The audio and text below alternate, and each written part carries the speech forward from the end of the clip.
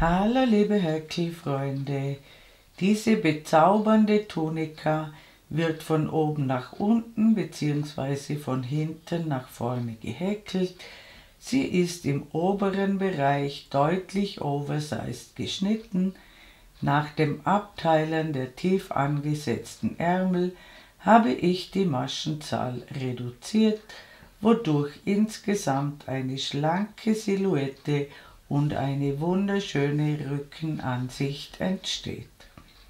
Richtwerte zum Verbrauch für die Größen 36 bis 50 und Infos zum verwendeten Material findet ihr auf einer Textseite nach den Intros und bevor ich mit dem Häkeln beginne.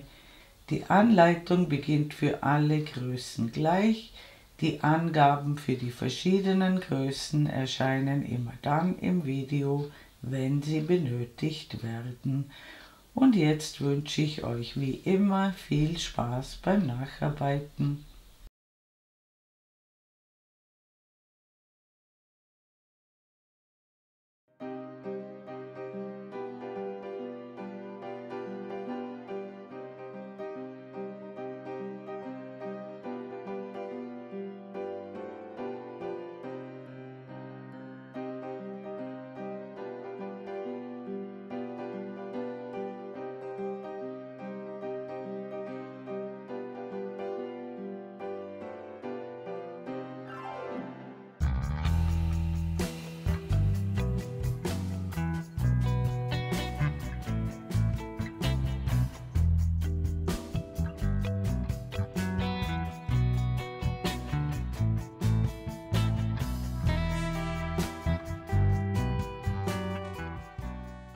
Ich verwende eine Häkelnadel 3,5 mm. Ich beginne mit einer Anfangsschlinge. Ich häkle 5 Luftmaschen. Ich schließe mit einer Kettmasche in die erste Luftmasche zum Ring. Ich häkle 3 Luftmaschen. Die sind das erste Stäbchen und ich häkle in den Ring 7 Stäbchen, sodass wir insgesamt 8 Stäbchen haben.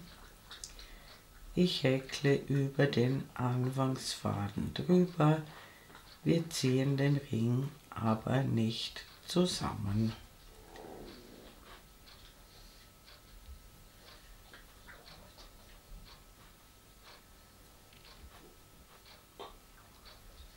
Wir haben 8 Stäbchen gehäkelt.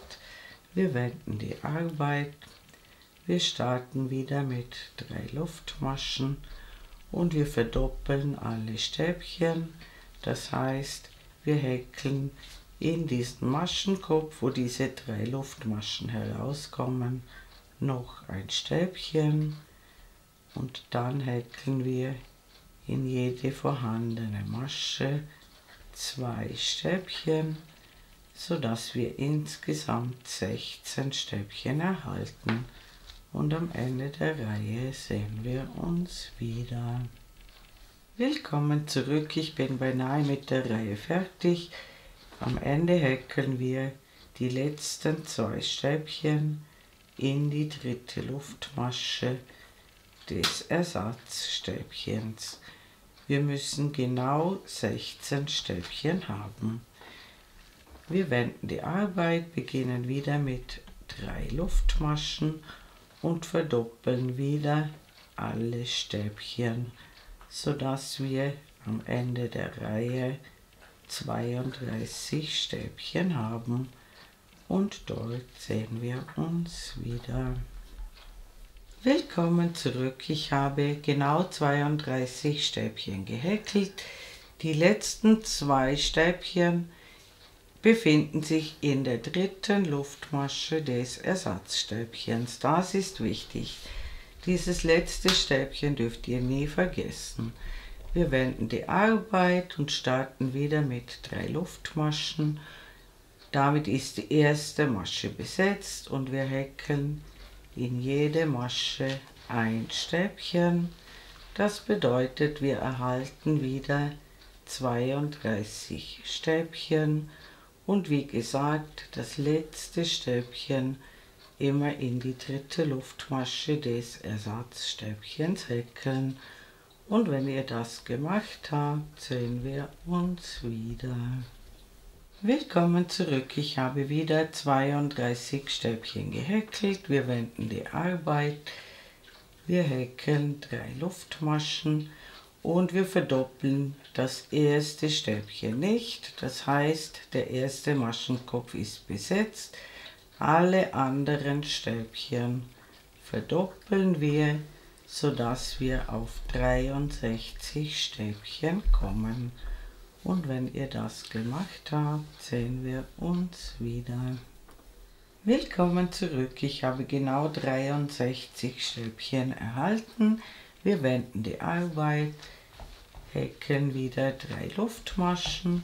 Damit ist die erste Masche besetzt und wir häkeln in jedes vorhandene Stäbchen ein Stäbchen. Das heißt, wir erhalten wieder 63 Stäbchen und das machen wir diese Reihe und noch eine Reihe und dann sehen wir uns wieder. Willkommen zurück, ich habe 2 Reihen mit 63 Stäbchen gehäkelt. Wir wenden die Arbeit, wir häkeln 3 Luftmaschen, die sind unser Randstäbchen. Damit ist die erste Masche besetzt, die zweite Masche lassen wir aus und in die dritte Masche häkeln wir ein Stäbchen, eine Luftmasche und ein Stäbchen in dieselbe Masche. Das ist ein V und so ein V häkeln wir in jede zweite Masche. Immer eine Masche auslassen und ein Stäbchen, eine Luftmasche und ein Stäbchen häkeln. Und das machen wir die ganze Reihe so. Es ergeben sich 30 V und am Ende der Reihe sehen wir uns wieder. Willkommen zurück, ich bin beinahe mit der Reihe fertig. Ich habe 30 V gehäkelt. Am Ende bleibt ein normales und das Ersatzstäbchen übrig. Das normale Stäbchen lassen wir aus und in die dritte Luftmasche des Ersatzstäbchens häkeln wir unser Randstäbchen. Wir wenden die Arbeit, beginnen wieder mit 3 Luftmaschen. Die sind immer das Randstäbchen und jetzt häkeln wir in jedes V wieder ein V. Aber diesmal mit einem Stäbchen, 2 Luftmaschen und einem Stäbchen. Wir springen ins nächste V und häkeln wieder ein Stäbchen, 2 Luftmaschen und ein Stäbchen. Es ergeben sich wieder 30 V und am Ende der Reihe sehen wir uns wieder.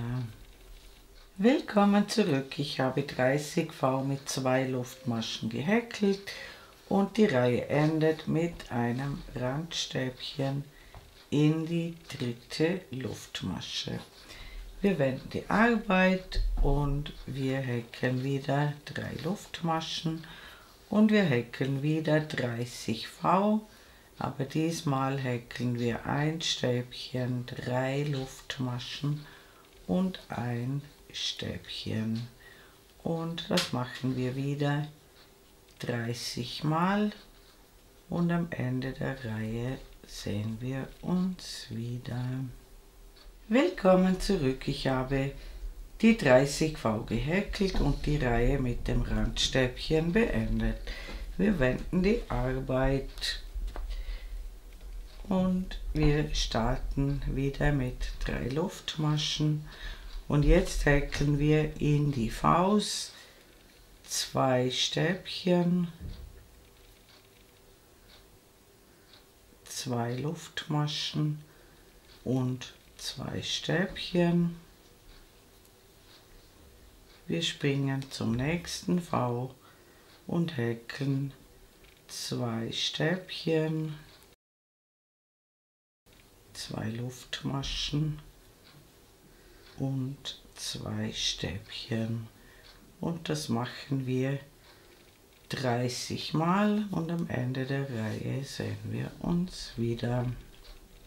Willkommen zurück, ich habe 30 Gruppen gehäkelt und die Reihe wie immer mit dem Randstäbchen beendet. Wir wenden die Arbeit und jetzt häkeln wir 2 absolut identische Reihen, wie die wir soeben gemacht haben. Wir starten mit 3 Luftmaschen und häkeln in jede Gruppe wieder 2 Stäbchen, 2 Luftmaschen und 2 Stäbchen.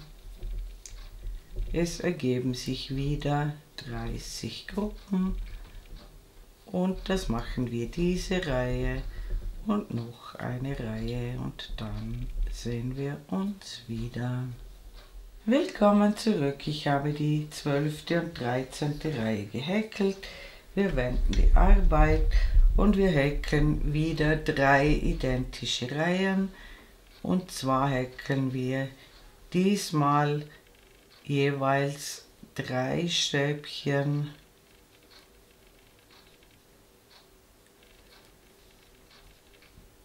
2 Luftmaschen und 3 Stäbchen in jede Gruppe. Es ergeben sich wieder 30 Gruppen und das machen wir wie gesagt diese Reihe und noch 2 Reihen dazu. Und wenn ihr das gemacht habt, sehen wir uns wieder. Willkommen zurück. Wir haben jetzt insgesamt 16 Reihen gehäkelt. Das ist die Basis der Tunika. Ab jetzt beginnt der Mustersatz. Für alle Damen, die kleiner sind als 1,60 m, besteht der Mustersatz aus 3 Reihen, damit die Passe nicht zu lang wird.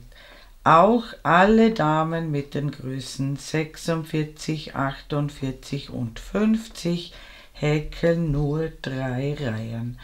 Wenn das auf euch zutrifft, lasst ihr die 4. Musterreihe einfach weg. Für alle anderen besteht der Mustersatz aus 4 Reihen. Ich schreibe euch das an den betreffenden Stellen immer rechts oben in die Ecke. Wir wenden die Arbeit. Die erste Musterreihe beginnt mit 3 Luftmaschen. Damit ist die erste Masche besetzt. Wir lassen 2 Maschen aus und wir landen direkt vor der Lücke. Hier häkeln wir ein Stäbchen. In die Lücke häkeln wir in der ersten Musterreihe 3 Stäbchen, 2 Luftmaschen und 3 Stäbchen.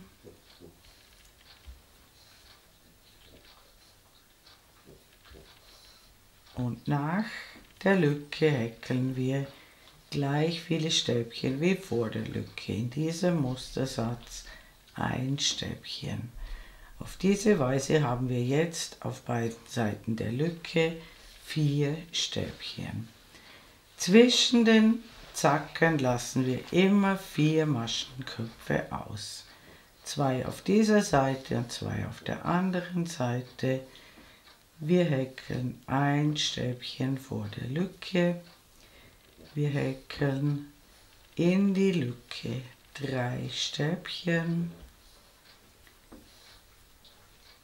2 Luftmaschen und 3 Stäbchen.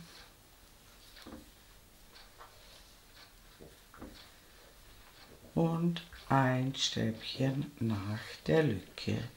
Es muss sich immer so ausgehen, dass wir zwischen den Zacken 4 Maschen überspringen. Und das machen wir die ganze Reihe so und dann sehen wir uns wieder. Willkommen zurück, ich bin beinahe mit der Reihe fertig. Jede Reihe endet gleich. Am Ende haben wir 2 normale Stäbchen und das Ersatzstäbchen übrig. Die 2 normalen Stäbchen lassen wir aus und in die dritte Luftmasche des Ersatzstäbchens häkeln wir das Randstäbchen. Wir wenden die Arbeit. Die zweite Musterreihe ist eine Reihe ohne Zunahmen, aber auch die beginnt genau gleich. Wir beginnen immer mit 3 Luftmaschen, damit ist die erste Masche besetzt, 2 Maschen lassen wir aus und jetzt haben wir bis zur Spitze 2 Stäbchen und in den Reihen ohne Zunahmen häkeln wir in die Spitze 2 Stäbchen, 2 Luftmaschen und 2 Stäbchen und nach der Spitze häkeln wir gleich viele Stäbchen wie vor der Spitze. In den Reihen ohne Zunahmen bleibt die Anzahl der Stäbchen auf beiden Seiten gleich wie in der Vorreihe. Zwischen den Zacken immer 4 Maschen auslassen. In dieser Reihe haben wir bis zur Spitze 2 Stäbchen, in die Spitze häkeln wir 2 Stäbchen, 2 Luftmaschen und noch 2 Stäbchen und nach der Spitze dieselbe Anzahl Stäbchen wie vor der Spitze. Und zwischen den Zacken immer 4 Maschen auslassen. Und das machen wir die ganze Reihe so und dann sehen wir uns wieder. Willkommen zurück, ich bin beinahe mit der Reihe fertig. Wie gesagt, auch das Ende der Reihe ist immer gleich. Wir haben immer am Ende 2 normale Stäbchen und das Ersatzstäbchen und in die dritte Luftmasche häkeln wir das Randstäbchen. Wir wenden die Arbeit und wir häkeln die dritte und vierte Musterreihe genau gleich wie die zweite Musterreihe. Und wenn ihr das gemacht habt, sehen wir uns wieder. Willkommen zurück. Ich habe den Mustersatz fertig gehäkelt. Das bedeutet, wir haben jetzt 3 oder 4 Reihen mit 4 Stäbchen. Und jetzt folgen 3 oder 4 Reihen mit 5 Stäbchen. In der ersten Musterreihe machen wir immer die Zunahme. Wir beginnen mit 3 Luftmaschen. Wir lassen die nächsten 2 Maschen aus. Wir häkeln die vorhandenen Stäbchen bis zur Spitze und in der Zunahmereihe häkeln wir in die Spitze 3 Stäbchen, 2 Luftmaschen und 3 Stäbchen.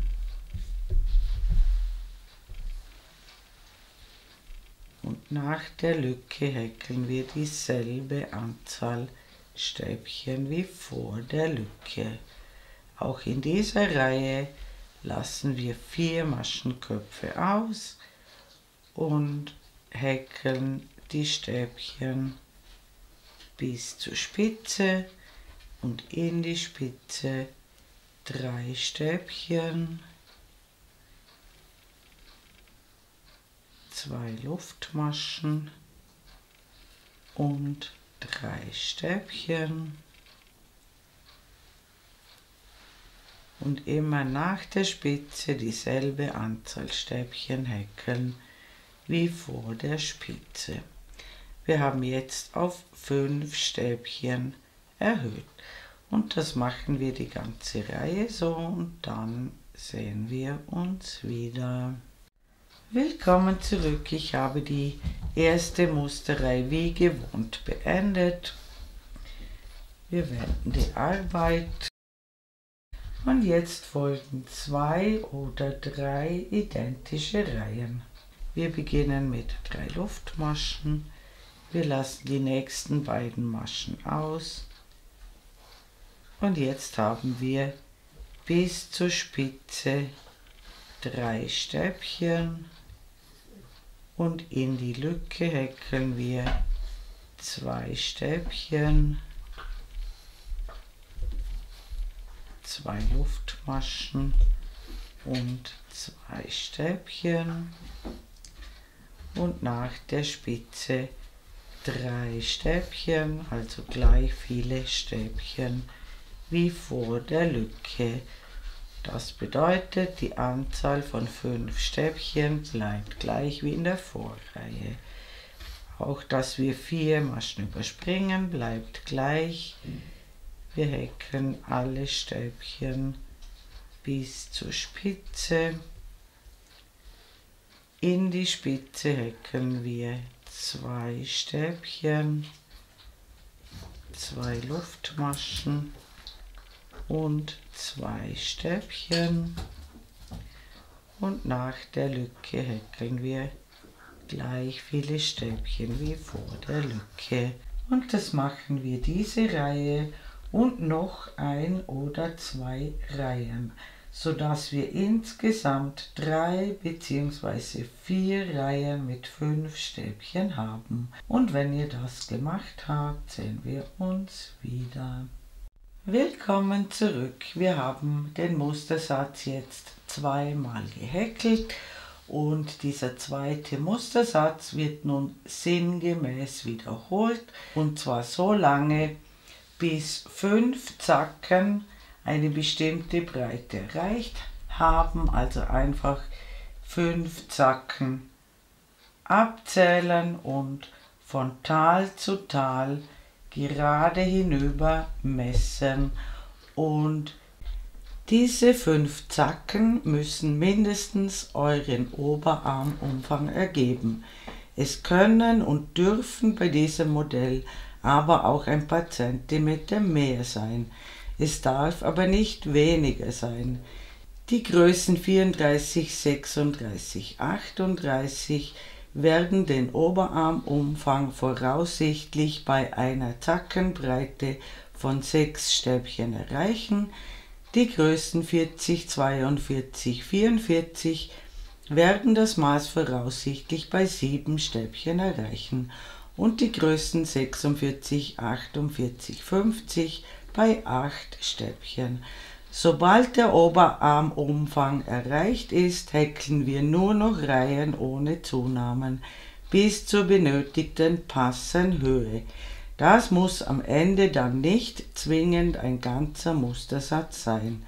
Schaut euch dazu gleich die nächste Einstellung an, da findet ihr Richtwerte für die Passenhöhe und da zeige ich euch, wie ihr eine Anprobe machen könnt.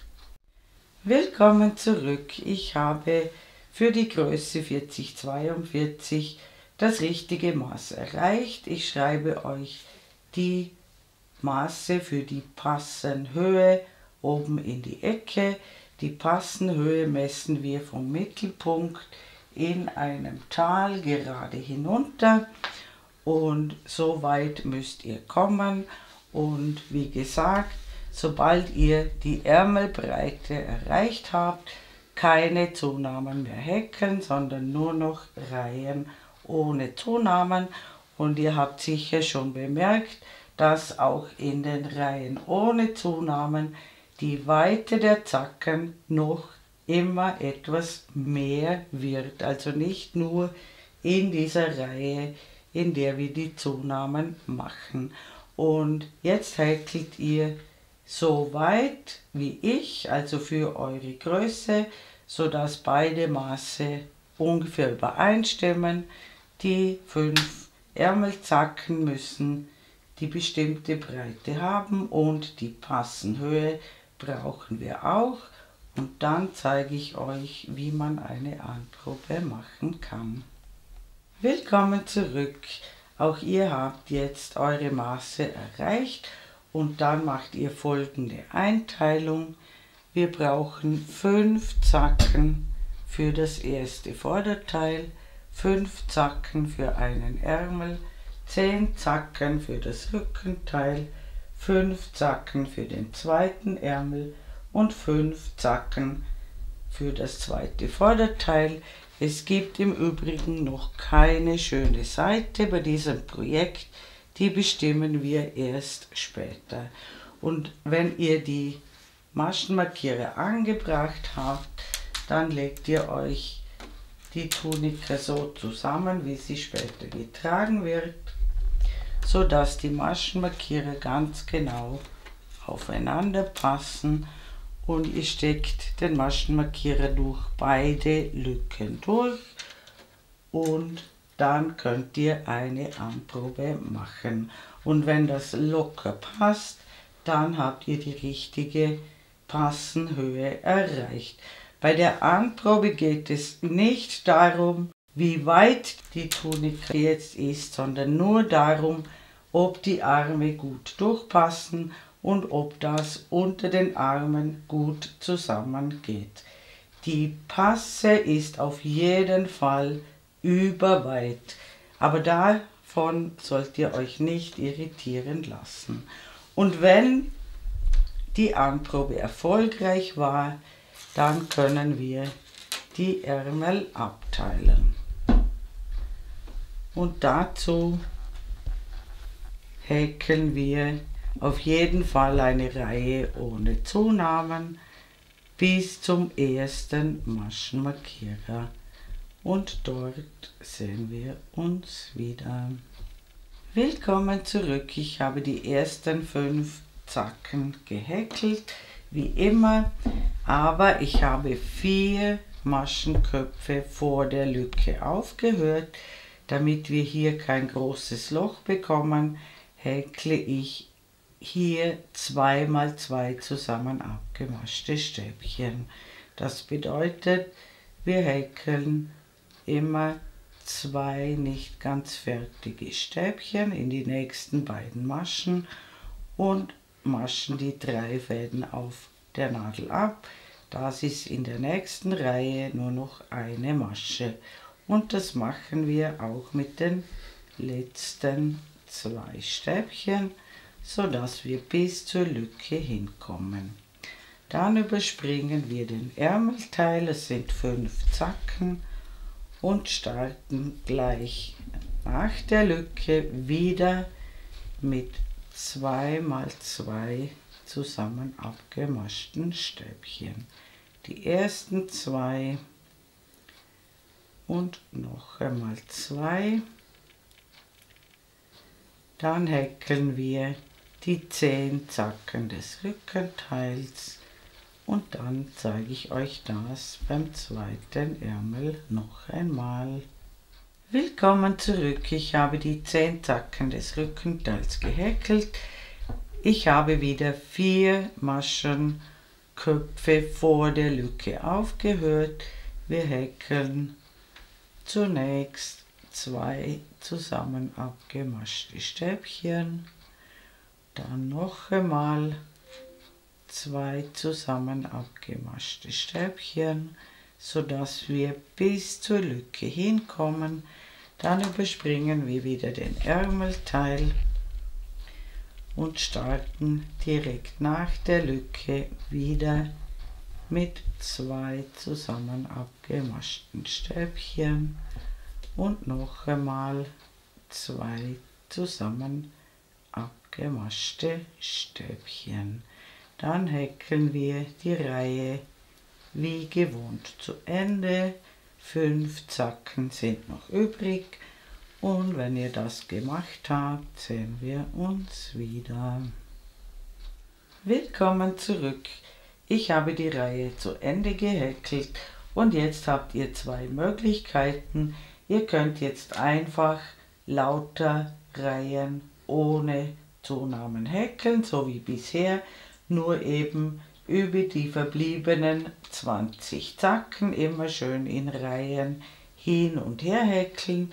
Ihr könnt aber auch die Weite im unteren Bereich ein bisschen reduzieren. Das kommt darauf an, wie glockig die Tunika werden soll. Und ich zeige euch, wie ihr die Maschenzahl reduzieren könnt. Wir starten wie immer mit 3 Luftmaschen, lassen die nächsten beiden Maschen aus. Das bleibt wie gehabt und wir häkeln beinahe bis zur Spitze, und zwar bis 2 Maschen vorher, und hier könnt ihr 2 zusammen abgemaschte Stäbchen häkeln, dann die Spitze wie gewohnt mit 2 Stäbchen, 2 Luftmaschen und 2 Stäbchen und sofort nach der Spitze wieder 2 zusammen abgemaschte Stäbchen. Damit haben wir die Maschenzahl ab der nächsten Reihe um 1 Stäbchen reduziert. Und das macht ihr bei allen Zacken gleich. Das Tal ist wieder wie gewohnt.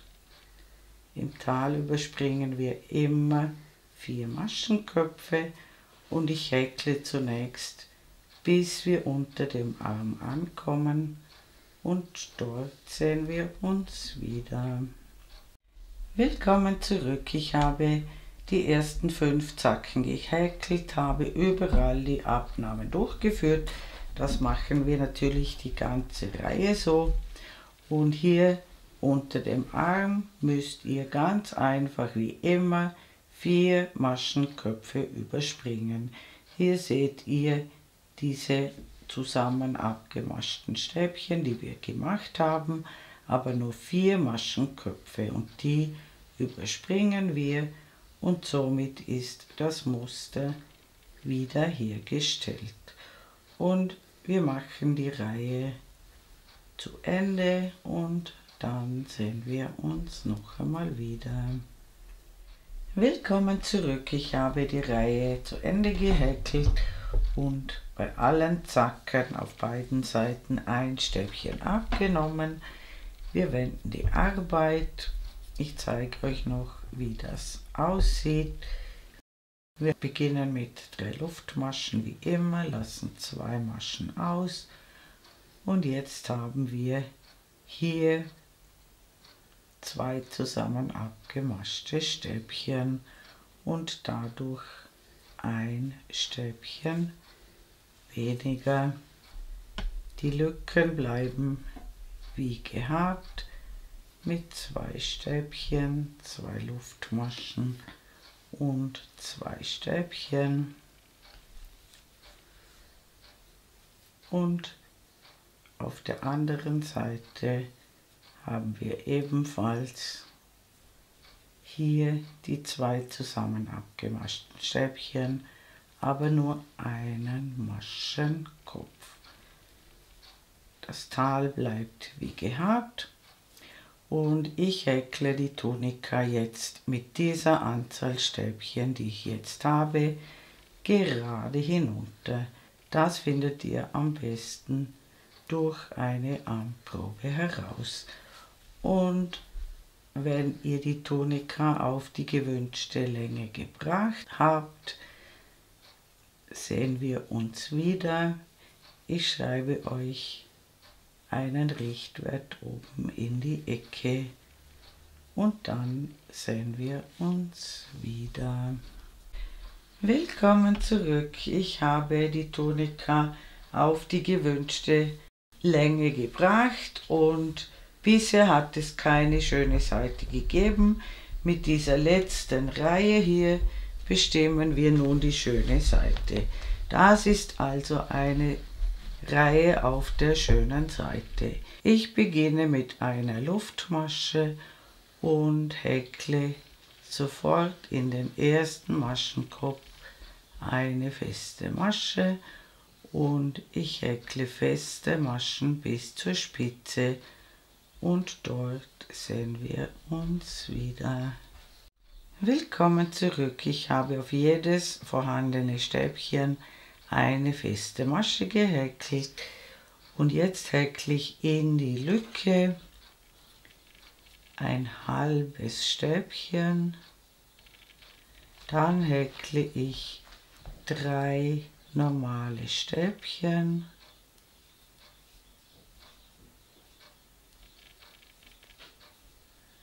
Dann häkle ich noch einmal ein halbes Stäbchen. Und dann häkle ich wieder auf jedes vorhandene Stäbchen eine feste Masche. Und zwar auch im Tal, also einfach feste Maschen durchgängig häkeln bis zur nächsten Spitze, und dort zeige ich euch das noch einmal. Willkommen zurück. Ich bin bei der nächsten Spitze angekommen und ich häkle zunächst ein halbes Stäbchen, dann häkle ich 3 Stäbchen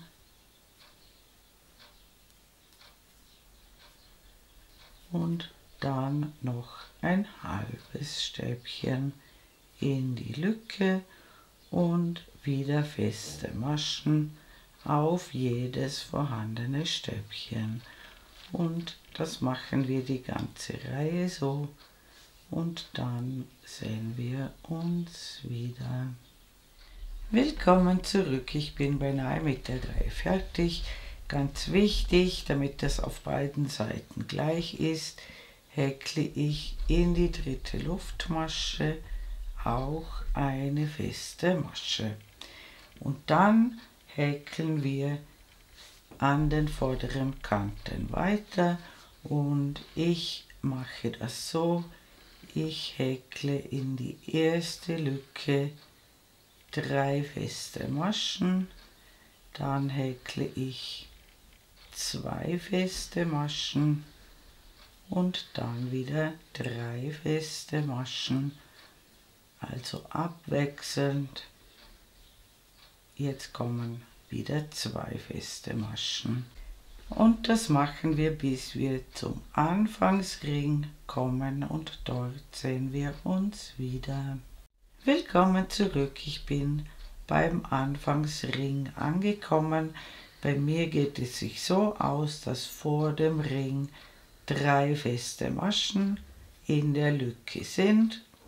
In den Anfangsring häkeln wir 2 feste Maschen, egal wie viele Maschen hier vor der Lücke sind, in den Ring nur 2, und nach dem Ring gleich weitermachen, wie ihr hier aufgehört habt. Also bei mir mit 3 festen Maschen, und ihr könnt über den Anfangsfaden drüber häkeln, dann ist der gleich versorgt. Und wir häkeln auf der anderen Seite hinunter, und dann sehen wir uns wieder.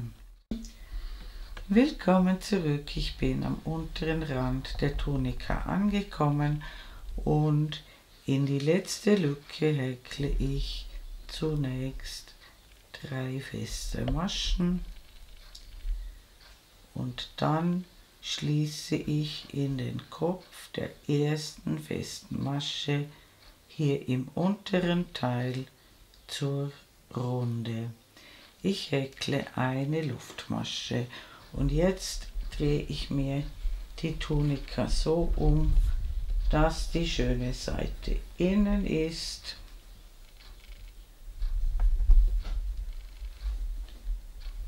Das erkennt man sehr gut hier an der Abschlusskante. Diese Nöpfchen sind hier rauer als auf der schönen Seite. Die schöne Seite muss jetzt innen sein, und dann suchen wir uns hier diese 4. feste Masche. Hier haben wir 3 in der Lücke, und die 4. Masche, hier beginnen wir mit dem Zusammenhäkeln.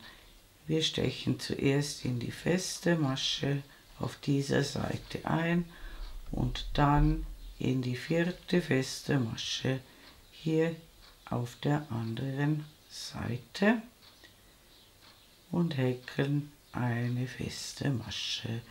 Und dann häkeln wir die vordere Naht Masche für Masche zusammen mit festen Maschen, und Beim Halsausschnitt lasse ich ca. 30 cm offen. Das findet ihr am besten durch eine Anprobe heraus. Und wenn ihr das gemacht habt, sehen wir uns wieder. Willkommen zurück. Ich habe die vordere Naht geschlossen. Am Ende habe ich eine Luftmasche noch gehäkelt und den Faden vernäht. Ganz wichtig, ihr müsst die Naht schön auseinanderziehen und auch hier in diese Richtung schön flach ziehen. Und das ist die schöne Seite der Tunika. Auf der anderen Seite sieht die Naht so aus. Und bei den Ärmeln müssen wir jetzt schauen, welche Reihe die letzte Reihe war. Bei mir ist die letzte Reihe eine Reihe auf der schönen Seite. Das erkennt ihr daran, die Reihen auf der schönen Seite liegen tiefer und die Reihen auf der Rückseite sind erhabener. Und damit wir bei den Ärmeln dieselbe Struktur haben, muss ich jetzt die Tunika umdrehen und mit einer Rückreihe sozusagen beginnen. Wenn bei euch die letzte Reihe eine Rückreihe war, dann könnt ihr die Ärmel auf der schönen Seite beginnen. Ich werde die Tunika jetzt umdrehen und dann sehen wir uns wieder. Willkommen zurück. Ich habe die Tunika umgedreht, aber egal auf welcher Seite ihr euch befindet, das spielt keine Rolle, es funktioniert genau gleich. Die letzte Reihe muss jetzt eine Reihe sein, die erhaben ist. Und die nächste Reihe ist dann eine Reihe, die tiefer liegt. Und jetzt machen wir das so. Hier ist die Reihe, wo wir die Ärmel abgeteilt haben. Hier ist der erste Zacken des Ärmels und hier steche ich neben dem Zacken in diese Masche ein, wo schon ein Stäbchen drin ist. Hier hole ich den Faden durch, verknote den Faden und hier häkle ich das Randstäbchen, steche in dieselbe Masche ein, wo der Faden drin ist und häkle 3 Luftmaschen und überspringe die nächsten 2 Maschenköpfe, also die ersten 2 Stäbchen des Zackens, und häkle das Muster wie gewohnt hinüber, auf jedes Stäbchen ein Stäbchen.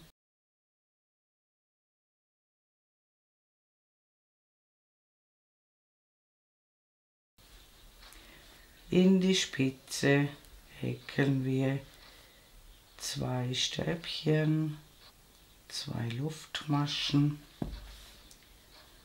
und 2 Stäbchen, und das machen wir bei allen 5 Zacken. Im Tal überspringen wir wie immer die 4 Maschen, also das Muster verändert sich nicht, und wir haben auch bei allen Zacken dieselbe Anzahl Stäbchen. Das ist wichtig.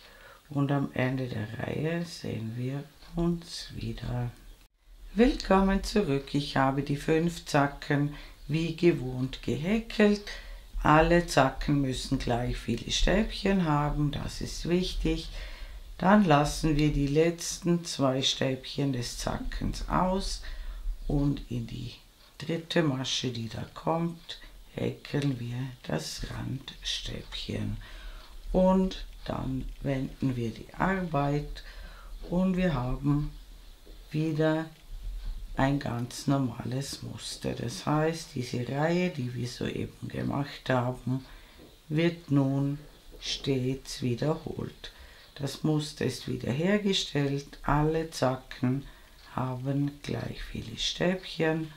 Das kann euch zur Kontrolle dienen und ich häkle den Ärmel nun ganz gerade hinunter. Es ist immer dieselbe Reihe. Ich schreibe euch einen Richtwert oben in die Ecke und am Schluss häkeln wir noch dieselbe Abschlussreihe wie bei der Tonika, und da müsst ihr darauf achten, dass diese letzte Reihe dann auf der schönen Seite ist. Aber dort sehen wir uns wieder.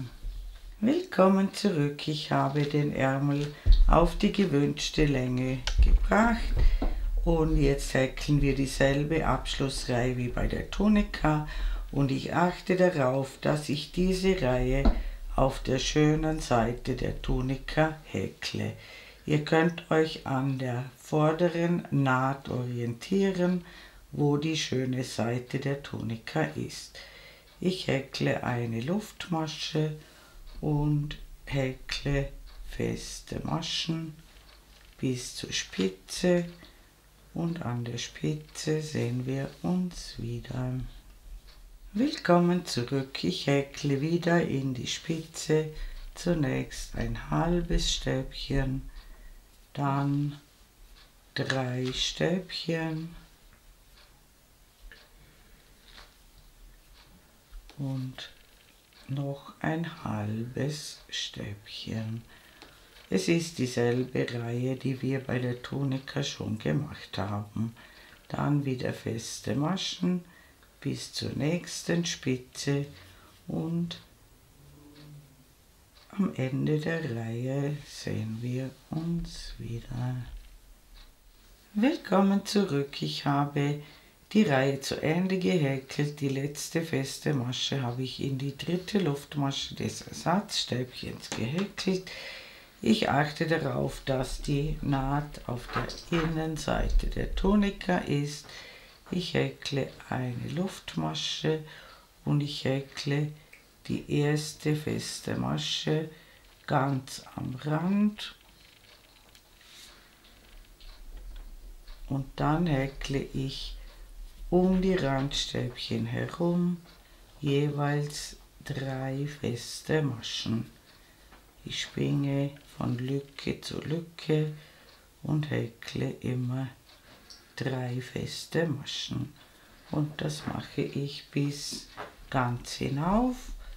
Dann häkelt ihr den zweiten Ärmel genau gleich und dann ist unsere Frühlingstonika fertig. Liebe Häkelfreunde, ich bedanke mich herzlich fürs Zuschauen. Ich hoffe, ihr habt viel Freude beim Häkeln dieser frühlingshaften Tonika, und mein nächstes Video ist schon in Arbeit. Ich würde mich sehr freuen, wenn ihr meinen Kanal abonnieren würdet. Falls ihr mir ein besonderes Dankeschön zukommen lassen wollt, könnt ihr das mit dem Super Thanks Button unter diesem Video tun. Viele meiner Vorführmodelle könnt ihr in meinem kleinen Shop erwerben. Den Link zum Shop findet ihr in der Infobox unter diesem Video. Eure Karin aus dem Ländle.